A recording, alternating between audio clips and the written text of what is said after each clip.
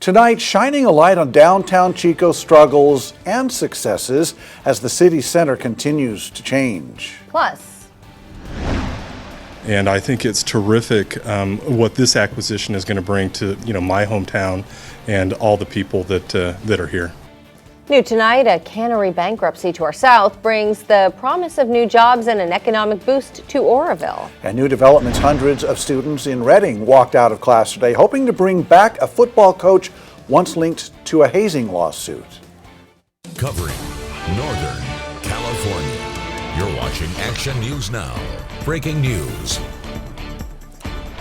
Breaking news from Yuba County. Authorities evacuated the new Colgate powerhouse on the Yuba River downstream from the new Bullards Bar Dam after a burst water pipe flooded the area. This all started around 3 this afternoon. This is video from KCRA out of Sacramento. Now, the Yuba Water Agency operates the facility and reported that all employees were safely evacuated and there are no injuries.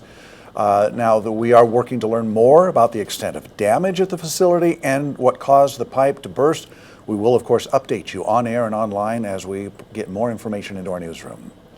And we have video from earlier today overhead in Corning, looking at Roby Ranch, blue skies and clouds out there.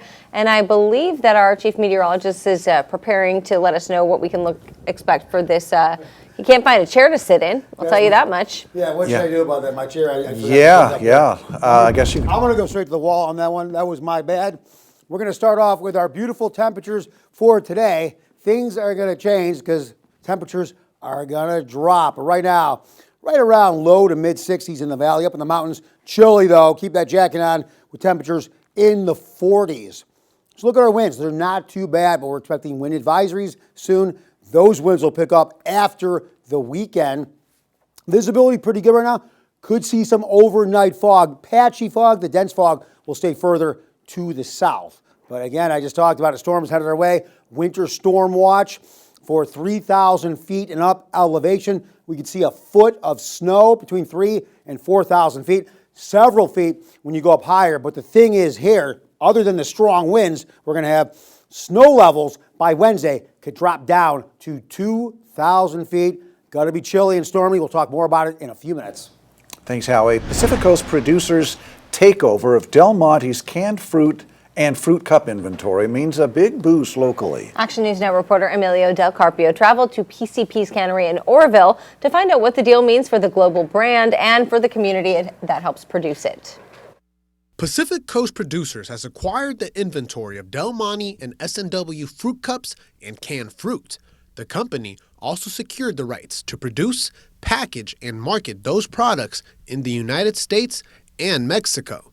In practical terms, that means PCP now oversees how those items are made and where they go next. Del Monte's an iconic American brand, and S&W is a terrific brand. And so we saw an opportunity to take those brands on and to keep them here in the U.S., and that seems like a real positive thing. PCP is a co-op owned by roughly 200 farming families who grow the peaches, pears, grapes, and tomatoes that end up on store shelves. That structure shapes how the company operates. Farmers aren't just suppliers here. They're the foundation. With the acquisition set to close in the coming months, I asked Fairbanks what shoppers should expect right away. To the grocery store shopper, hopefully you don't see any changes. What those changes entail is just a shift in who's responsible to get those cans and fruit cups on the shelf. PCP's Orville cannery has been in operation for more than 50 years. Soon, it will begin processing Del Monte and S&W's shelf-stable fruit, and it can do it without expanding the plant or increasing capacity. In other words, the infrastructure is already here. This deal won't just be felt in boardrooms and balance sheets. It'll be felt here in Orville, on the factory floor, touching the workers inside the cannery and the community that's been built around it. Orville's a great community. It's filled with just really outstanding and wonderful people. I'm proud to be from Orville. I'm proud to have grown up in Orville. And I think it's terrific what this acquisition is going to bring to my hometown and all the people that are here. Mm-hmm. Staffing levels, already more than 1,000 employees, are expected to hold steady. but longer production runs could mean more hours and new opportunities, from the factory floor to engineering and from seasonal to full-time. In Orville, Emilio del Carpio, Action News Now. Fairbanks says Northern California growers, including those in Butte County, can expect bigger contracts thanks to longer production runs and growing demand for Del Monte and S&W products. New tonight, a group of about 400 West Valley High School students and parents took part in a walkout calling on the Anderson Union High School District to hire former coach Greg Grandal. This was the scene outside the school at about 11 this morning. I spoke with one parent, Manny Magana, who told me that the community is frustrated with the school board's Wednesday vote not to hire Grandal for the role of head football coach. We told you earlier that Grandal was at the center of a controversy due to a lawsuit after his 2020 resignation and alleged hazing, bullying, assault, and harassment within the program. The resignation came right before that lawsuit. Grandal denied the allegations. The Magana family told me trustees went against the 6 West Valley parents appointed to a panel to represent the school when they chose not to bring him back. The board's decision, they're not taking into consideration the community. They're not taking into consideration these kids at this school as to, having a leader like Coach Grandal here in place for them. Kids need somebody like Coach Grandal. Magana says regarding claims about hazing, he can't speak for other families, but he believes it was blown out of proportion and that it really stems from kids picking on each other, and does not believe that Grandal knew about it or would have been okay with it. We reached out to all the trustees and are working to get a response. Chico police arrested 27-year-old Kyle Mitchell after investigating a series of threats against the Jewish community and others. The arrest caught on video by drone. This was Monday morning after Chico police officers received a request for a welfare check on Mitchell, who had reportedly made a series of concerning statements and exhibited increasingly alarming behaviors. Detectives learned he had registered guns and ammunition. They say some of the threats were toward the Jewish community and that Mitchell had also recently held someone against their will using threats of force. The Crisis Response Unit and Bomb Squad found Mitchell outside of his apartment complex Monday evening, and they say that he had a knife on him, but they arrested him without incident. Charges include false imprisonment, domestic battery, and criminal threats. Teamsters union members voted by a 94% margin to authorize a walkout across the California State University system.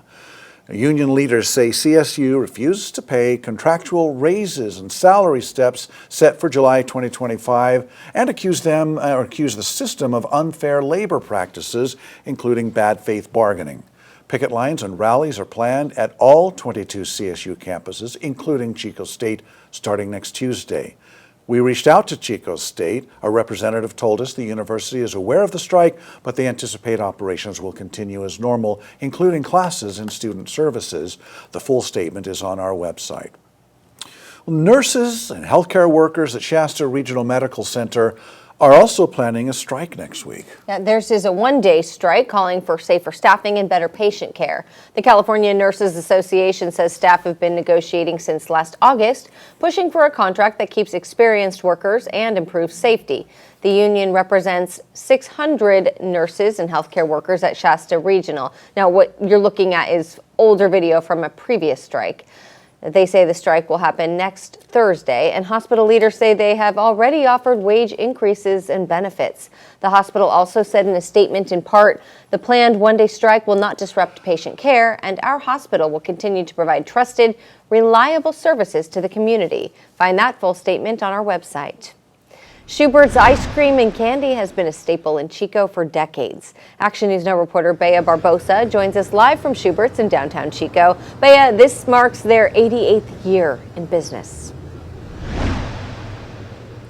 Yes, Haley, it all goes back to 1938 when Leonard Schubert came down the Esplanade and decided he wanted to start an ice cream shop here in Chico. Nearly 90 years later, this is still a family-owned and operated business, and with Valentine's Day upon us, Schubert's is seeing an uptick in business. From chocolate-covered strawberries to homemade candies, Schubert's has been busy this week making and selling their signature sweets. But while this local business is thriving, 8 downtown businesses have had to close their doors for good in the last year. I spoke with Schubert's owner and Chico Mayor Casey Reynolds about what the family secret is to keeping the doors open.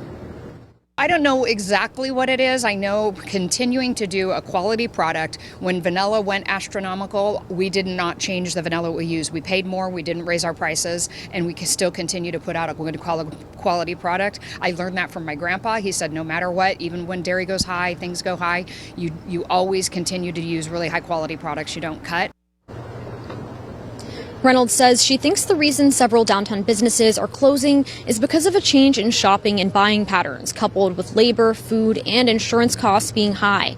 She says this problem is not unique to downtown Chico, but is being felt in downtowns across the country. Reynolds says downtown Chico must adapt with the changes in shopping patterns and that the city is working to help support them through the change as the downtown improvement plan is in the works.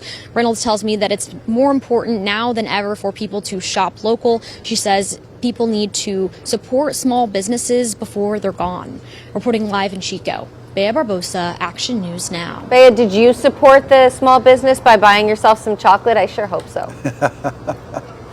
Yeah, of course. All right.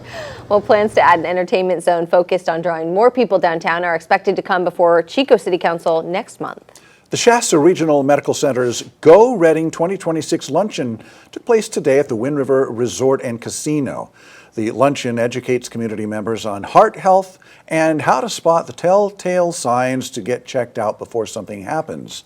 Attendees included our own Action News Now weekend anchor and sports director Blake Mayfield, who took in some of the advice given to the crowd over a heart-healthy salad for lunch. 3 speakers took to the stage, including Dr. Jeffrey Southard, Senator Megan Daly, and Dr. Richard Wright.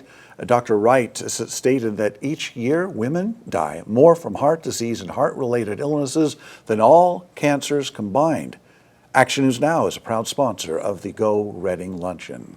New tonight, a well-known mental health advocate for the Yurok tribe has died in what the Humboldt County Sheriff's Office calls an apparent murder-suicide. According to Cal Matters, the Sheriff's Office says they found 2 bodies in a home in Wetchpeck on February 3rd. The Yurok tribe confirmed 59-year-old Celinda Gonzalez died. She's remembered for her work improving mental health services. If you live in that area, the tribe's offering grief counseling at the Village Clinic.